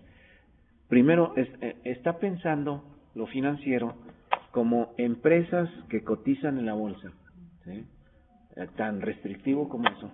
Cotizan en la bolsa, entonces en la bolsa sus acciones suben y bajan, y no siempre tienen una correspondencia las ventas de la empresa, ni con la productividad, ni con la competitividad. Ese es el punto. Entonces dice Boyer, entonces, ¿qué va a pasar con la empresa productora real, ¿sí?, de la economía real? Pues que va a estar la gerencia viendo cómo van la bolsa, ¿sí?, y reaccionando de acuerdo con esa, no de acuerdo con cómo van las ventas o la productividad, ¿sí? ¿Ves? Y entonces, sí, lo que dice Marcela, en realidad sí ven las dos cosas. Digamos, si esto lo enfocáramos desde el punto de vista neoclásico, Zapata, que no es un neoclásico, a lo mejor por eso lo dijo en forma superficial en uno de sus textos ya no tan nuevos, porque ya no hay textos tan nuevos. Dice, es que ahora la riqueza se crea en la especulación financiera y no en la producción, ¿sí? Bueno, eso no es marxista, pero sí puede ser neoclásico, ¿no? Sí puede ser neoclásico. Desde el punto de vista marxista opera lo otro que dicen los autores irlandeses, que ustedes vieron. Es decir, desde el punto de vista marxista, solo en la producción, no solo material, también puede ser inmaterial, ¿sí? O sea, también pueden ser en servicios, ¿sí? Se genera el valor, ¿sí? El valor. En el sector financiero bancario, ese valor generado en la producción se redistribuye. Y hay una explicación de por qué, ¿sí? Y entonces por eso dicen los irlandeses de este artículo, pues en realidad el sector financiero está chupando ganancia del otro y le está arrastrando capacidad de inversión, ¿sí?, y de creación de más empleo.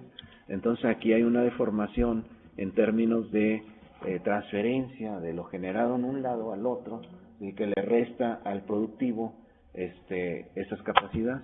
Entonces esa discusión es muy importante y se vincula con la de Cecilia, es decir, cuáles deben ser las políticas de bancos centrales, ¿sí? Se debe ser centralmente el combate a la inflación, como empezó el modelo neoliberal, ¿sí?, o bien debe ser una política que otra vez meta el diente el Banco Central y con regulaciones al sector financiero hacia la economía real. Así le llaman los economía real, pues el financiero también es tan real como el otro, pero así le llaman ellos. Llamemos el sector productivo, ¿sí? Sí. Sobre la cuestión de los modelos productivos. Aquí estamos en una encrucijada en América Latina, no sé si se logra captar. Hemos sido casi abandonados por nuestros inspiradores iniciales, no sé si lo logran captar. Es decir, los regulacionistas a estas alturas ya no son generadores importantes de teoría referida a modelos productivos, ya no son, lo fueron muy importante, ¿sí? En todos los 80, todavía un pedacito de los 90, ¿sí? Lo fueron, ahí están sus escritos, no todo hay que echarlo a la basura, ¿sí? Pero ellos perdieron interés en este punto. ¿Cuáles fueron las etapas del desinterés? La primera etapa del desinterés es que se les multiplicaron los modelos productivos, ¿sí?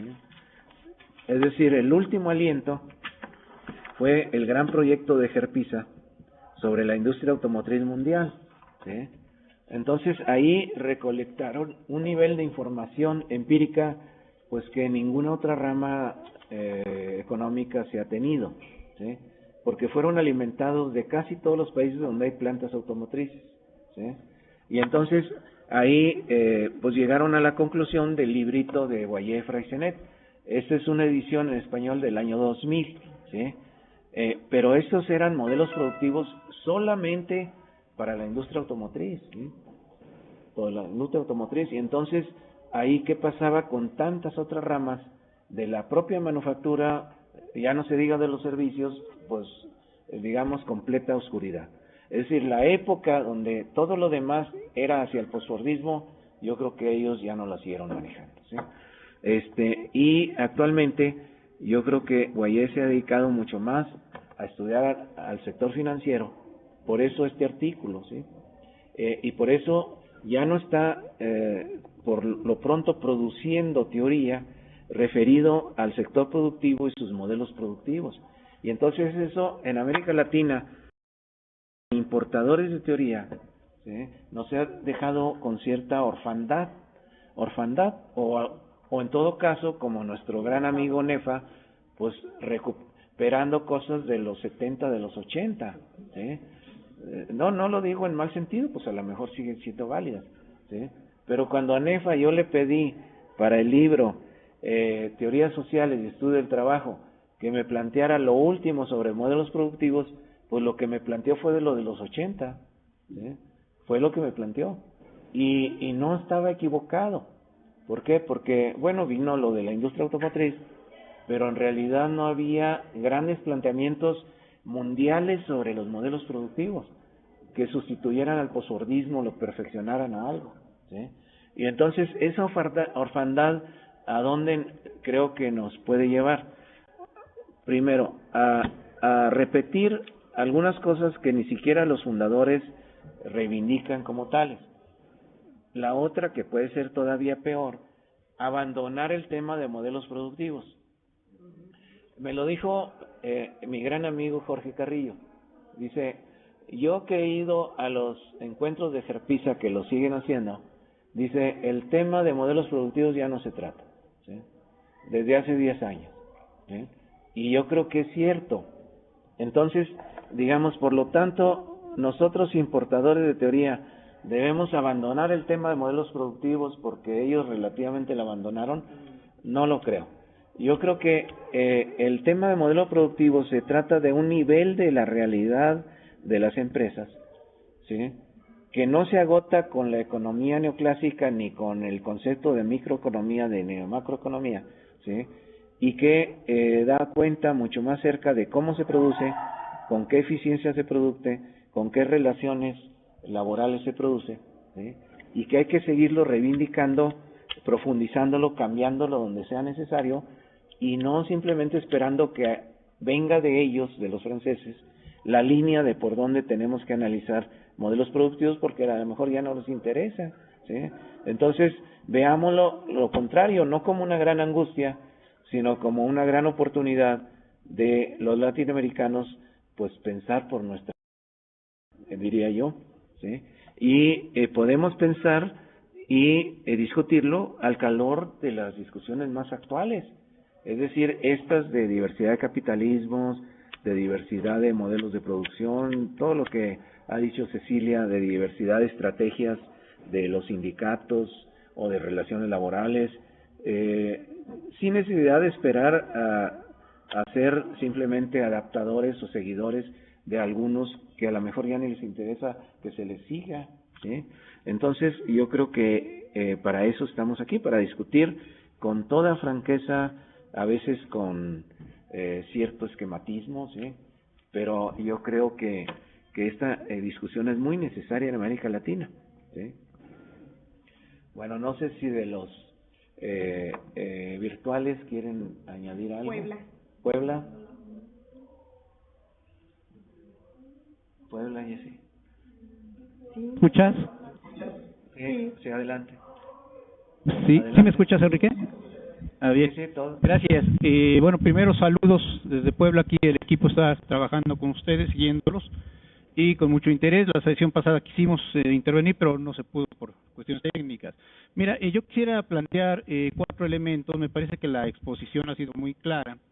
Y sobre esto, yo quisiera en primer lugar señalar esto que es el debate en torno al predominio del capital financiero, y que me parece que falta efectivamente desarrollar el vínculo de ese predominio con lo que sería el capital productivo, porque a veces en estos análisis pareciera que el capital financiero está totalmente aparte de, pero en realidad es una reproducción del capital en su conjunto que habría que profundizarlo, ¿no?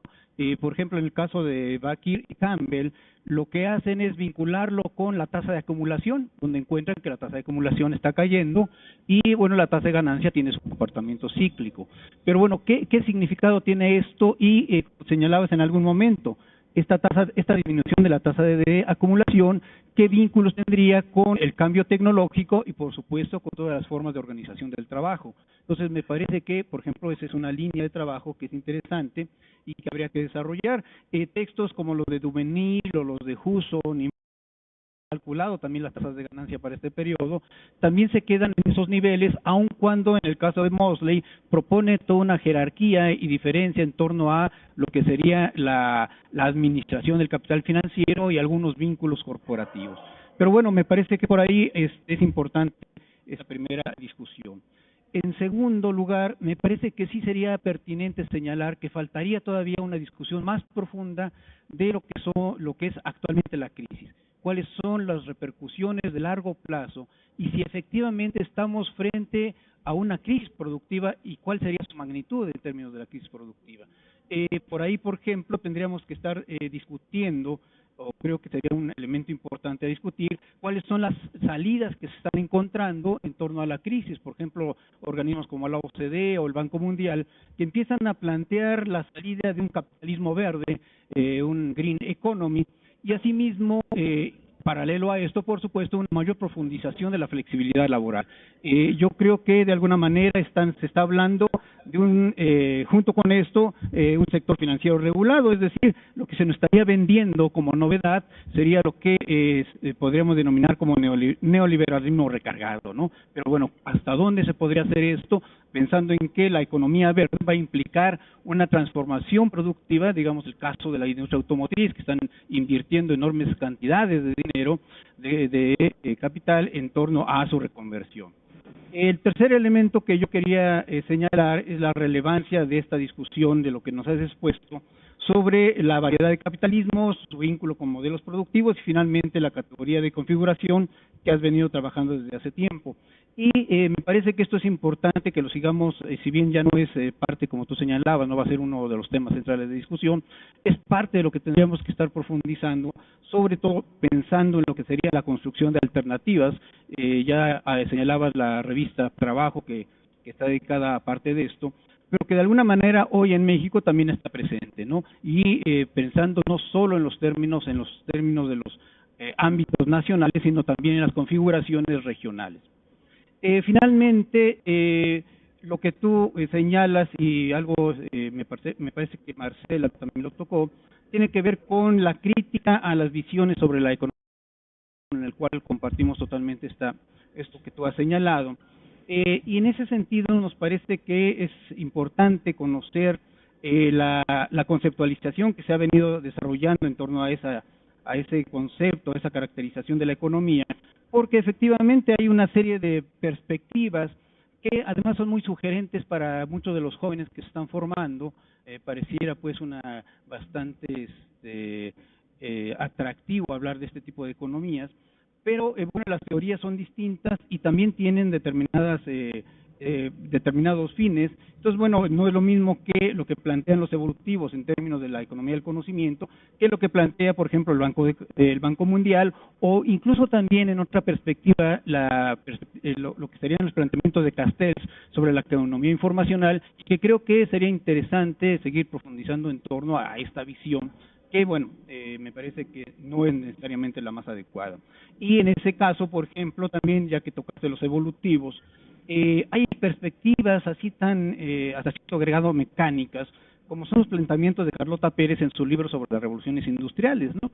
Donde vinculan estas transformaciones con precisamente esto que es la financiarización de las economías, y plantea cómo en la expansión de un paradigma, un nuevo paradigma, hay una primera fase de desarticulación, poca funcionalidad, en donde predomina el sector financiero. Y después de una crisis financiera ya viene la instauración de lo que sería, pues ahora sí, la época dorada de un paradigma, ¿no? Es precisamente lo que plantea ahora con la crisis del 2008. Un mecanismo que puede uno encontrar en estos planteamientos y que, bueno, forman parte de esto. Y que de alguna manera tú señalabas la relevancia precisamente de lo que se olvida en términos de las relaciones que se dan a nivel productivo, a nivel mundial, en términos de hegemonías, en términos de diferencias y de reproducción del capital. Bueno, pues eso era básicamente lo que quería yo participar y bueno, saludos desde acá. Sí. Gracias Germán. No dejen de enviar el email de Maru para incorporarla en el directorio de Sotraem. ¿Alguien más quiere opinar de los externos? ¿No hay? ¿No? ¿De los internos? ¿No? Bueno, nada más una observación, porque Germán trajo un tema que está muy relacionado con lo que estamos discutiendo. Bueno, está lo de las alternativas, pero esto de las alternativas ya no la debemos de plantear en abstracto, ¿sí? Porque el capitalismo neoliberal tuvo ya su gran crisis, ¿no? O sea, en los 90 tuvo crisis parciales, no tan generalizadas. Por ejemplo, la de 95 de México no fue tan amplia a nivel mundial, ¿sí? Pero sin duda que la de 2008-2009 lo fue, es decir, la primera gran crisis del capitalismo neoliberal, ¿sí? Y entonces, las enseñanzas de esta crisis todavía no están suficientemente maduras. Una cuestión que se observa es que la otra gran crisis global, me refiero a la de los años 70, que tuvo como consecuencia el nuevo modelo económico, hay muchos factores además de eso, dio origen a una gran diversidad de teorizaciones diferentes a la teoría neoclásica y sus derivaciones, si ustedes recuerdan.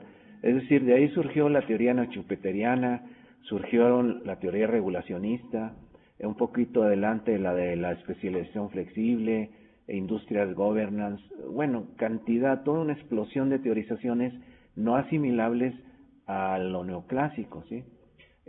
Sin embargo, ahora no podemos observar una explicación o una explosión de nuevas teorizaciones tan amplia. Está lo de diversidad de capitalismos, pero esto todavía lo tenemos que profundizar. Yo decía, ¿qué tanto es realmente una teoría o es una observación de que instituciones se han mantenido a pesar del neoliberalismo y se ha funcionado neoliberal y no neoliberalmente de acuerdo a la doctrina pura, que es una observación interesante, pero qué tanto constituye una teorización como tal? En todo caso, no tenemos la explosión tan amplia, ¿sí? Que causó la gran crisis de mediados de los 70. Yo creo que esto apenas se está procesando y en esa medida el problema que plantea Germán, la crisis del 2008-2009 y lo que viene, además de tener un claro componente financiero, ¿es también una crisis productiva? Esa es una pregunta fundamental y en particular para nosotros. Señalo una pista, la pista de Japón. Es decir, ¿cómo explicar, además de lo financiero que también tuvo su papel, sí, pero ahora no lo podemos detallar, que Japón haya estado en estancamiento tantos años, ¿sí? Tantos años, es decir, desde mediados de los 90 hasta, yo diría que hasta la actualidad, no lo ha remontado totalmente. La economía japonesa ya no es el ejemplo que hay que seguir, que tienen que seguir las economías capitalistas. Es una economía de largos años de estancamiento, ¿sí? De crecimiento muy lento e incluso de crecimiento, ¿sí? Es decir, aquello que se decía que lo japonés es ahora el modelo a seguir, pues ya no lo fue desde mediados de los 90, ¿sí? Pero no lo es tampoco en el plano productivo. En el plano productivo hay indicios de que tal vez el toyotismo, no en el sentido de Guayé, que es demasiado restrictivo para un tipo de empresa, ¿sí? Sino el toyotismo en ese sentido de lo que subvierte al taylorismo, fordismo en la organización del trabajo, y que se traduce en círculos de calidad, trabajo en equipo, justo a tiempo, control total de la calidad. No lo voy a, todos lo conocen, ¿no? Es decir, el toyotismo, hasta qué punto en Japón llegó a su límite para aumentar la productividad, ¿sí? Así como el taylorismo, fordismo, otros pensaron que en los 70 había llegado a su límite para aumentar la productividad y la calidad. Esta pregunta es muy importante, porque hay indicios de que así fue, en donde, pues en el lugar central del toyotismo, Japón. Pero ¿qué tanto esto sucede en otras partes del mundo a donde se difundió el toyotismo como nueva forma de organización del trabajo, tratado así? No reducido a la Toyota, eso es demasiado específico. Nosotros no queremos en especial estudiar la Toyota, queremos conceptos más amplios, ¿sí? Entonces, eso es muy importante. Ahora, ¿cuál es una pista? Primera consideración que está desde los estudios iniciales de en qué consistía el toyotismo en Japón. no es una manera de producir de alta tecnología, ¿sí? Sino de una tecnología intermedia con una nueva manera de organizar el trabajo, pero haciendo trabajo muy intenso los obreros, muy desgastante, es decir, en el fondo el toyotismo es una nueva forma de intensificación del trabajo, ¿sí? Es decir, no es una forma de automatización, ¿sí? Claro, puede combinarse, haber muchos híbridos, ¿sí? Entonces, así como se dijo que el taylorismo fordismo era una manera de intensificación y que podía llegar a su límite en términos de no poder los trabajadores trabajar más a prisa por el nivel de desgaste físico, psíquico y también por las resistencias colectivas, hay indicios de que el toyotismo, entendido de esa manera, también llegó a su límite en Japón. Es decir, que los trabajadores ya no podían hacer tantas operaciones a la vez en el ensamblado de automóviles, ¿sí? Es decir, ya no tareas fragmentarias como el taylorismo, sino armar muchísimas cosas del automóvil, pero obligando al trabajador a trabajar rapidísimo, haciendo operaciones muy diversas. Eso también debió llegar a su límite, pero el límite social también está presente, ¿sí? Por ejemplo, el rechazo de las juventudes japonesas a trabajar toyotistamente. Hay estudios en ese sentido. Hay estudios sobre el joven japonés que dice, no, yo no voy a dormir en los agujeros de abeja, esos dormitorios de un hoyito con una frazada, porque hay que dar todo por la producción en la planta. Yo ya no quiero esa vida. Yo ya no quiero una vida donde no voy el sábado y el domingo a mi casa porque hay que aumentar la productividad. Entonces, eso también socialmente pudo haber llegado a su límite, ¿sí? Por ejemplo, en plantas automotrices modernas, cada vez más los japoneses están empleando trabajadores extranjeros que vienen de Corea o que vienen de China, de Taiwán, ¿sí? Al decir de algunos, por el rechazo que hay en los jóvenes de sacrificar toda su vida por la productividad de la planta. Esto no lo tomen como algo concluyente, sino en todo caso como pistas. Hay bibliografía, notan al respecto. ¿Por qué? Porque lógicamente si el taylorismo o fordismo pudo haber llegado a su límite, ¿por qué no pensar que el toyotismo también está o llegó a su límite después de 30 años de aplicación? En el caso de los japoneses, desde los años 50, ¿sí? Dos comentarios rápidos a lo que acabas de decir, Enrique. Uno, bueno, pues tenemos la crisis de la automotriz Toyota, donde está reestructurando toda su organización del trabajo y debido a los grandes problemas que tuvieron entre calidad y cantidad, ¿no? Entonces que se reestructura y llega a un límite también pues muy claro visto, ¿no? Y también comentar que bueno, que aquí en México también se puede decir de un límite ya del toyotismo o de las nuevas formas de organización del trabajo, en donde ahora las grandes empresas están apostándole más a la alta tecnología que a los cambios de organización del trabajo, ¿no? Por ahí se puede vislumbrar también que no dio el resultado las nuevas formas de organización del trabajo o que llegaron a su límite y que están buscando nuevas estrategias que les permite mantenerse en el mercado de manera exitosa, ¿no? Entonces, que la realidad también nos está diciendo, ahí hay cosas y que sí se están pues tendiendo focos rojos que nos dicen que habría que rediscutir y ver qué está pasando actualmente en eso, ¿no? Bueno, una última, si hay algún último comentario. Bueno, si no lo hay, pues los invitamos a dentro de 15 días. Creo que la sesión ha sido muy interesante con la participación de ustedes. Yo los exhorto a que nos traigan sus experiencias de investigación en relación con los problemas que se tratan, ¿no? Es decir, si estamos hablando de toyotismo a la manera japonesa, pues muchos de ustedes lo han estudiado en plantas específicas, ¿sí? Y tienen opiniones muy fundadas que nos podrían compartir, así para muchos otros temas. El siguiente tema ya entramos a los modelos de producción en los servicios, que si hay oscuridad sobre ramas diferentes de la automotriz, bueno, lo de los servicios se presenta a primera impresión caótico, ¿sí? Entonces, tratemos de traer las experiencias. Por ejemplo, José estudió un tipo de servicio, la creación de software, ¿sí? hay otros que están en el sistema bancario. Entonces, yo creo que ustedes son muy expertos en muchos temas y nos pueden enriquecer la discusión para no hacerlo solamente en términos de los mínimos textos que están en la bibliografía. Los textos son nada más el pretexto para desencadenar problemas y traer otros insumos que están en sus cabezas y creo que son muy abundantes. Entonces, muchas gracias, creo que vamos bien, adelante. Los que no han enviado su currículum, por favor envíenle a Jessy, porque ya vamos a hacer la propuesta ante ALAS de toda una mesa de trabajo, empresas y empresarios, que pues hemos recibido la aceptación de todos ustedes acerca de que se haga esta propuesta. Nos vemos hasta la próxima. Adiós.